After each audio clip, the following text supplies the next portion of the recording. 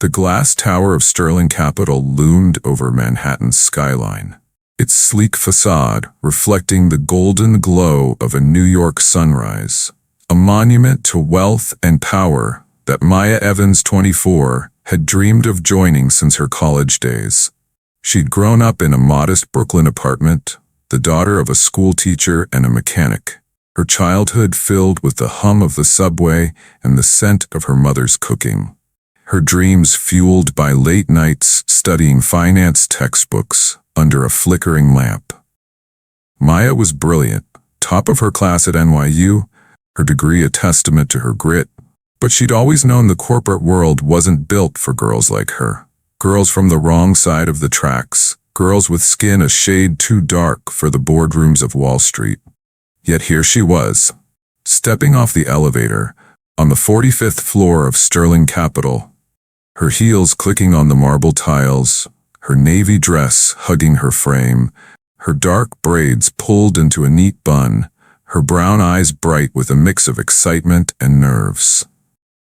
She'd landed a junior analyst position at one of the most prestigious financial firms in the country. A dream come true, a chance to prove herself in a world that had always seemed out of reach. But as the glass doors of the office swung open, the whispers of her new colleagues followed her like a shadow, their eyes flicking over her with a mix of curiosity and disdain, their voices low but cutting. "Brooklyn girl, huh? Let's see how long she lasts."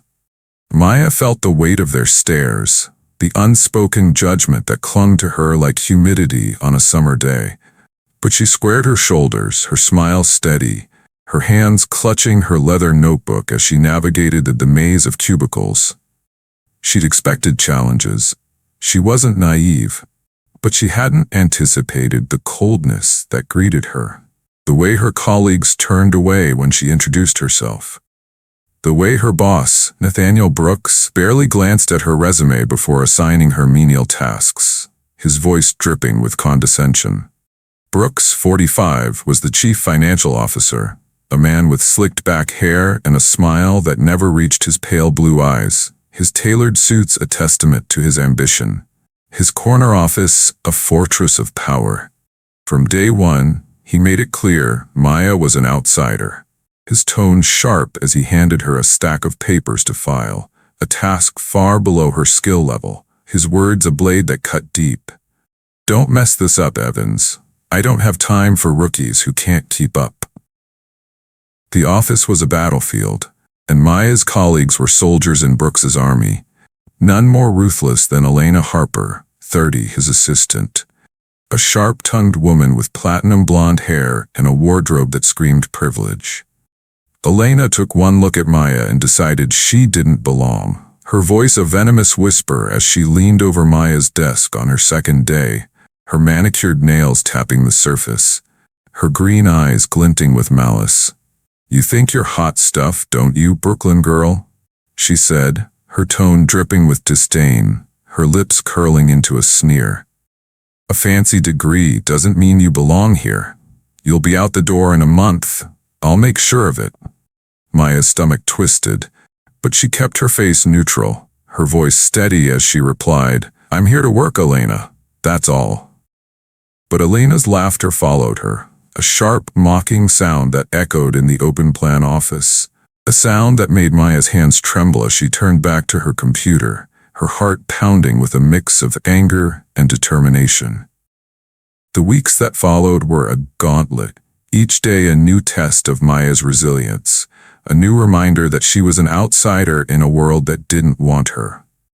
Brooks piled on impossible tasks, demanding complex financial reports with deadlines no one could meet, then berating her in front of the team when she fell short, his voice booming through the office, his pale blue eyes glinting with a cold satisfaction. "If you can't handle this, Evans, maybe you should find a job more suited to your background," he said, his tone laced with venom, his words a dagger that pierced her pride, the laughter of her colleagues a chorus that followed her as she returned to her desk, her hands trembling, her eyes burning with unshed tears. Elena was relentless, sabotaging Maya's work by accidentally deleting files, spreading rumors that Maya was incompetent, whispering to the team that she'd only been hired to fill a diversity quota. Her voice a poison that seeped into the office's culture, a poison that made Maya's days a living hell. She stayed late every night, her desk lamp casting a lonely glow over the empty office, her fingers flying over her keyboard as she tried to prove herself, her eyes heavy with exhaustion, her heart heavy with the weight of their disdain, but she refused to break, refused to let them win. One night, long after the office had emptied, Maya sat at her desk, the glow of her computer screen the only light in the darkened space, the hum of the air conditioning a low drone that filled the silence. She was working on a report Brooks had demanded by morning, her fingers aching from hours of typing, her eyes burning from staring at the screen, when she stumbled across a folder buried deep in the company's shared drive. Its name innocuous, Project Zenith, but its contents explosive. Her breath caught as she opened the files, her eyes scanning spreadsheets that revealed millions of dollars siphoned from Sterling Capital's accounts, funneled into offshore accounts under shell companies. The transactions signed off by none other than Nathaniel Brooks himself. The numbers didn't lie. Brooks was embezzling, stealing from the company he'd sworn to serve, his greed a cancer that threatened to destroy everything Sterling Capital stood for. Maya's hands trembled as she copied the files to a USB drive, her heart pounding, her mind racing with the implications, the danger of what she'd found, the power it gave her, the risk it posed. She was about to close the folder when she heard voices, low and urgent, echoing from Brooks's office down the hall, the door slightly ajar, a sliver of light spilling into the darkened corridor. She crept closer, her sneakers silent on the carpet, her breath shallow as she pressed herself against the wall, her heart pounding so hard she feared they'd hear it. Through the crack she saw Brooks, his tie loosened, his shirt unbuttoned at the collar, standing too close to Alina, her platinum hair falling over her shoulders, her green eyes glinting with a mix of ambition and desire. "If anyone finds out about Zenith, we're done," Brooks said, his voice a low growl, his hand gripping Alina's arm, his pale blue eyes blazing with a mix of fear and determination. "I've worked too hard to let some nosy analyst ruin this. You're in this with me, Alina. You help me cover it up, and I'll make sure you get that promotion you've been begging for." Alina nodded, her lips curling into a smirk, her voice a whisper as she leaned closer, her hand brushing his chest. "I've got your back, Nate," she said, her tone sultry, her eyes glinting with a dangerous loyalty. "But what about Evans? She's been sniffing around. She's smarter than you think." Maya's blood ran cold, her breath catching, her hands trembling as she pulled out her phone, hitting record, capturing every damning word, her heart pounding with a mix of fear and resolve. Brooks's voice dropped lower, his tone a venomous whisper. "If she gets in the way, I'll make sure she disappears," he said, his words a threat that sent a shiver down Maya's spine. Her fingers tightening on her phone, her mind racing with the danger of what she'd just heard. The truth, a weapon she wasn't sure she could wield. She slipped back to her desk, her hands shaking as she saved the recording, her breath coming in short, panicked gasps, her eyes darting to the door, half expecting Brooks to burst in, to catch her, to make good on his threat. The next day, Maya walked into the office with a plan, her USB drive tucked into her purse, her phone heavy with the recording, her heart pounding with a mix of fear and determination. She decided to report Brooks to the board, to expose his corruption, to do what was right even if it cost her everything, even if it meant risking her job, her future, her freedom. But Brooks was one step ahead, his suspicion a predator's instinct, his eyes narrowing as he watched her enter, his pale blue gaze a storm of calculation, his tie perfectly knotted, his suit a shield of power. He'd noticed her late nights, her quiet diligence, the way she'd been asking questions about Project Zenith, questions he couldn't afford to let her answer. He'd spent the morning crafting a trap, forging emails from Maya's account to a rival firm, planting the stolen files on her computer, building a case that would paint her as a traitor, a thief, a criminal who'd betrayed Sterling Capital for profit. By noon, the trap was sprung, Brooks calling Maya into his office, his voice cold, his pale blue eyes glinting with a cold triumph, his hands resting on his desk, his tie a stark contrast to his white shirt. "You've been busy, haven't you, Evans?" he said, his tone sharp, his words a blade that cut through the silence. Elena standing at his side, her platinum hair glinting in the sunlight, her green eyes glinting with a malicious satisfaction. "We've got proof you've been stealing company data, selling it to our competitors. Emails, files, all from your account. You're done here." Maya's heart stopped, her breath catching, her hands trembling as she clutched her purse, the USB drive inside a lifeline she couldn't reach, her voice rising in protest. "That's a lie," she said, her tone sharp, her brown eyes blazing with defiance, her hands trembling with the effort to stay calm. "I didn't steal anything. I found proof of your theft, Brooks. You've been embezzling millions, and I have the files to prove it."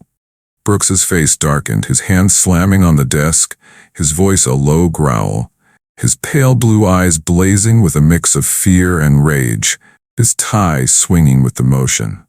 "You've got nothing," he snapped, his tone sharp, his hands clenching into fists, his suit jacket shifting slightly as he leaned forward, his presence a threat. "And even if you did, no one's going to believe you. A nobody from Brooklyn against me? You're going down for this, Evans." He nodded to Elena, who stepped forward, her green eyes glinting with a cold satisfaction, her voice a venomous whisper as she spoke into her phone, calling security, her words a death knell for Maya's hopes. "We've got a thief in the office," she said, her tone sharp, her platinum hair glinting in the sunlight, her lips curling into a smirk. "Send the police. She's dangerous." The police arrived within minutes, their boots echoing on the marble floors, their voices sharp as they entered the office, their badges glinting under the fluorescent lights. Maya's heart pounded, her breath coming in short, panicked gasps, her hands trembling as she clutched her purse, the USB drive inside a lifeline she couldn't reach, her brown eyes wide with a mix of fear and defiance. The officers, led by a stern-faced man named Officer Daniels, listened to Brooks's accusations, their eyes flicking to Maya, their hands on their holsters, their voices sharp as they ordered her to turn around, to put her hands behind her back. "You're under arrest for theft and corporate espionage," Daniels said, his voice cold, his hands snapping the cuffs around her wrists, the steel biting into her skin, the sound a sharp metallic snap that echoed in her ears, a sound that carried the weight of her worst fears, a sound that made her stomach churn with a mix of rage and helplessness.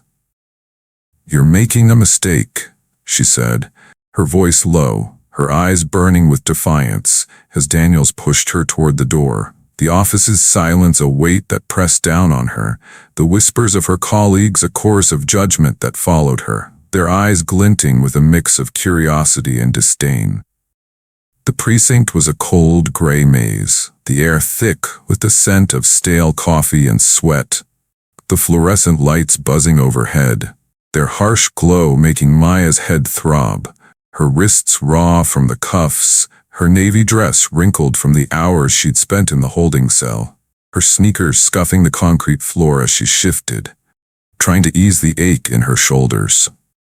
She'd been booked, fingerprinted, photographed, the charges a twisted narrative that painted her as a thief, a traitor, a criminal who'd betrayed Sterling Capital for profit, a narrative that made her stomach churn with a mix of rage and helplessness, a narrative that threatened to destroy everything she'd worked for. Her mind raced, replaying the scene, Brooks's sneer, Elena's smirk, the cuffs snapping shut, the whispers of her colleagues echoing in her ears, a chorus of judgment that followed her even here, in the cold, gray cell. She'd faced bias before, a constant undercurrent in her life, but this was different. Sharper. A betrayal that cut deep, a wound that bled with every memory, every echo of the past. Maya had grown up in a modest Brooklyn apartment, the daughter of a schoolteacher and a mechanic, her childhood filled with the hum of the subway and the scent of her mother's cooking, her dreams fueled by late nights studying finance textbooks under a flickering lamp. Her hands stained with ink as she wrote out equations, her eyes heavy with exhaustion but bright with hope. She'd always known the corporate world wasn't built for girls like her. Girls from the wrong side of the tracks, girls with skin a shade too dark for the boardrooms of Wall Street. But she'd fought for her place, her degree from NYU, a testament to her grit, her internship at a small firm, a stepping stone to sterling capital. A dream she'd clung to even as the world tried to pull her down. She'd faced bias before, being overlooked for promotions because she didn't fit the culture. Hearing whispers about her diversity hire status, feeling the weight of her colleagues' stares as she walked into meetings, her navy dress a stark contrast to their tailored suits. But she'd learned to keep her head down, to smile through the sting, to prove her worth in a world that refused to see it. A lesson she'd carried with her from Brooklyn to Manhattan, a lesson that had kept her going even now in the cold gray cell. She pressed her forehead against the cool wall, hands trembling, mind on her grandfather, Edward Sterling, the founder and chairman of Sterling Capital, a man whose name carried weight, a titan whose empire had reshaped the financial world, a man who'd kept his connection to Maya a secret at her request, wanting her to prove herself on her own terms, to be seen for who she was, not what she came from. Maya had insisted on anonymity, wanting to earn her place, but now she wished she'd told someone, anyone, who she really was. A wish that echoed in her mind as she sat in the cell, her breath coming in short, panicked gasps, her eyes burning with unshed tears. She'd called Jamal Carter, a 26-year-old lawyer and her best friend since college, before they took her phone, her voice low, urgent, her words rushed. "Get my grandfather," she'd whispered, her heart pounding, her breath hitching. "He needs to know. Tell him where I am." Outside the precinct, the crowd swelled, their voices rising in a chant that echoed through the humid night, a chorus of defiance that shook the air. A sound that carried the weight of a city's pain. Free Maya. Justice now. Jamal had been working on a case across town when he got Maya's call, his heart sinking as he listened to her panicked voice, his sneakers pounding the pavement as he raced to the precinct, his dread swinging with the motion. His phone already dialing Edward Sterling, his voice urgent as he spoke. "Mr. Sterling, it's about Maya," he'd said, his words rushed, his breath coming in short gasps. "She's been arrested. Brooks framed her. She needs you. Now." The video of Maya's arrest had spread online like wildfire, shared across social media with captions demanding justice, hashtags amplifying the outrage to a deafening roar. The city's wounds lay bare for the world to see. Activists, co-workers, and local residents marched outside the precinct, their signs bobbing in the air, their voices a chorus of anger and hope. Maya deserves justice, and no more corruption. News outlets picked up the story within hours, their headlines stark and unyielding. Young analyst arrested in corporate conspiracy, innocent or guilty. Reporters set up cameras across the street, their live feeds capturing the growing crowd, their voices a mix of anger and determination as they called for Maya's release, for accountability, for a city that could do better, their chants a rhythm that pulsed through the night. Inside, Officer Daniels sat at his desk in the precinct's bullpen, scrolling through the video on his phone, his jaw tight, his pale face flushed with a mix of anger and unease, his fingers gripping the device so hard his knuckles whitened, the screen's glow reflecting in his pale blue eyes. The comments were brutal, a relentless wave of condemnation that crashed over him, calling him a pawn, a tool of corruption, demanding his badge be stripped, his career ended, His name dragged through the mud. His captain had already called, voice icy through the phone, the words a knife in Daniel's gut. "Fix this, Daniels, or you're done. This is a PR nightmare, and I'm not going down for your mess." But Daniels's mind was a tangle of justification and doubt, a storm he couldn't quiet, his thoughts a whirlwind of conflicting emotions. He'd followed protocol, hadn't he? Maya was a reported thief, her presence in Sterling Capital a violation of the unspoken rules he'd internalized over years on the force, rules that had been sharpened by the city's tension, by the fear that had gripped New York like a vice. Yet the evidence Jamal had presented, clear, unedited, damning, showed Maya as a victim, her hands raised, her voice steady, her only crime being a black woman who dared to challenge power, a truth that made Daniels' stomach churn with a mix of shame and defiance. Officer Maya Brooks, a black colleague with a no-nonsense demeanor and a reputation for calling out bullshit, approached, her eyes blazing with a quiet fury, her uniform crisp despite the late hour, her hands on her hips as she stared him down, her voice a low, cutting whisper. "You screwed up, Daniels," she said, her words sharp, her tone unyielding, her eyes locking onto his with a fire that made him flinch. "You saw her skin and made a choice. You didn't listen, didn't ask, just acted. That's on you. You failed her, and you failed this city. You better hope you can fix this, because right now, you're on the wrong side of history."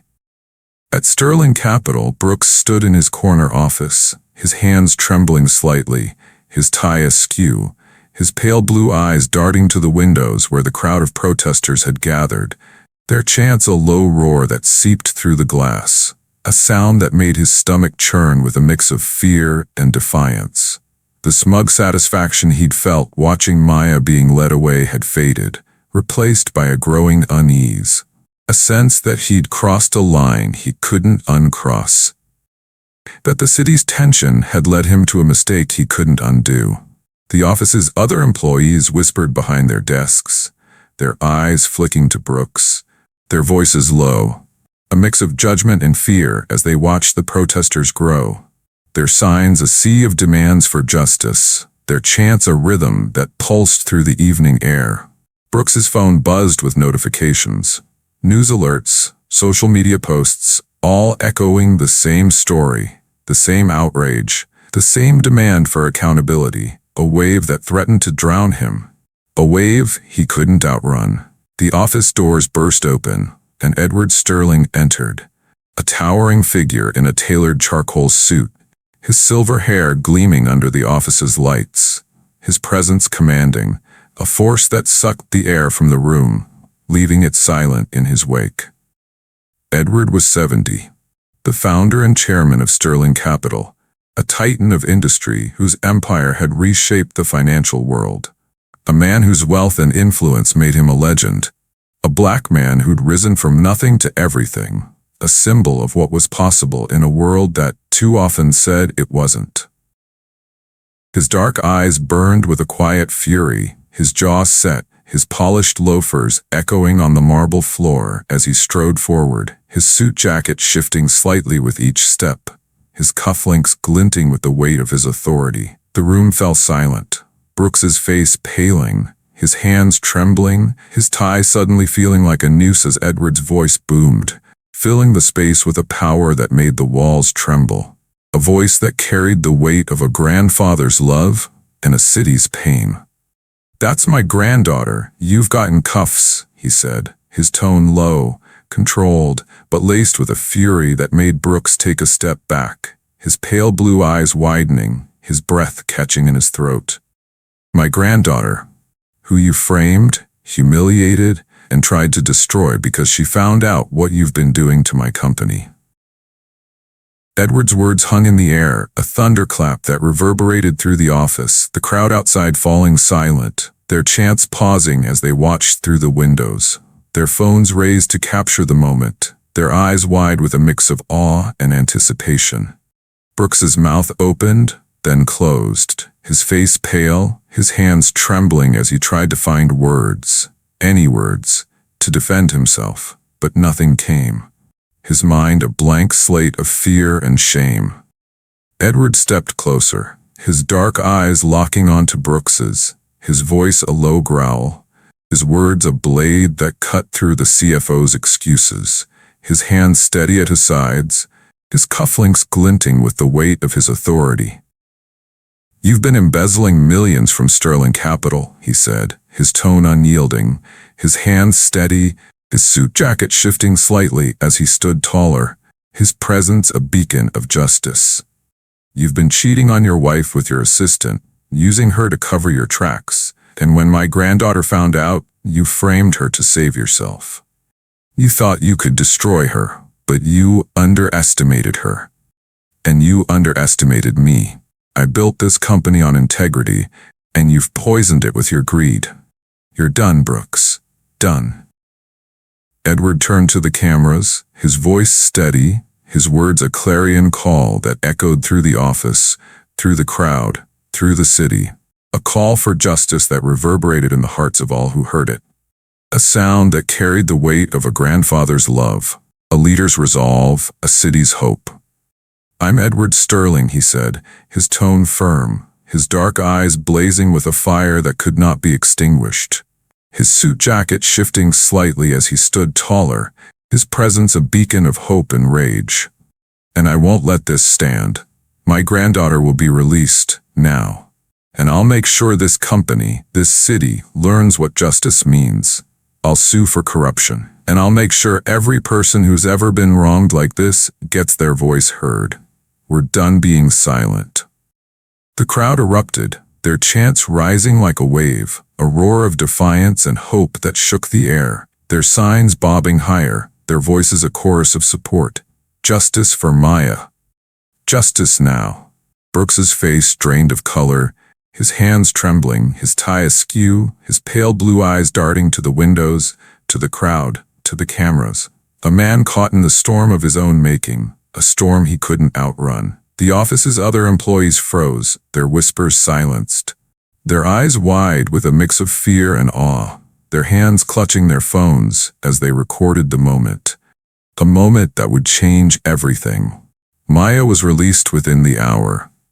The charges dropped, the precinct's doors opening to a wave of cheers from the crowd outside, their voices rising like a tide, a chorus of support that wrapped around her like a shield, a sound that filled her chest with a mix of relief and rage. She stepped out, her wrists raw, her navy dress wrinkled, her sneakers scuffing the pavement, her brown eyes blazing with a quiet defiance, her head high despite the humiliation that still burned in her chest, a fire that refused to be extinguished.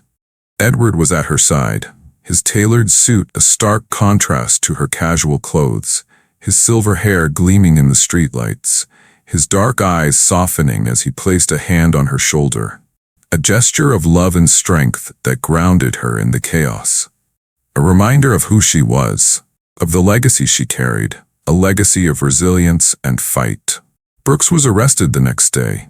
The evidence Maya had gathered, files, recordings, emails, damning his career and marriage in ruins. His pale blue eyes hollow as he was led away in cuffs, the sound a sharp, metallic snap that echoed in the precinct, a sound that carried the weight of justice, a sound that made Maya's heart swell with a mix of relief and sorrow. Alina was fired, charged as an accomplice, her platinum hair no longer a shield, her green eyes filled with fear as she faced the consequences of her actions, her career a casualty of her own malice. Both were forced into ethics training, their reputations shattered, their lives a tangle of regret and shame, a lesson for others in the company, a warning etched in the ashes of their ambition. The incident sparked dialogues across Sterling Capital, bridging divides between races and classes, though the scars of bias remained, a reminder of the work still ahead. The company implemented diversity training, their efforts a small step toward change. Their reputation tarnished, but their doors still open, a testament to the city's resilience, to the hope that lingered even in the darkest moments. Edward and Maya founded a scholarship for underprivileged youth, turning their pain into action, a legacy of hope and fight that would echo through the generations, a promise that the next generation would have a better chance, a better world.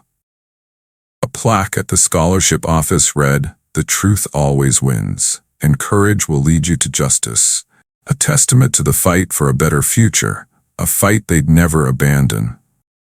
Maya was promoted to manager, one of the youngest in Sterling Capital's history, her navy dress replaced by a tailored blazer, her brown eyes bright with a quiet determination, her hands steady as she led her team, a woman unbroken by the world's weight, a woman who'd turned her pain into power, her grandfather's legacy a shield and a sword.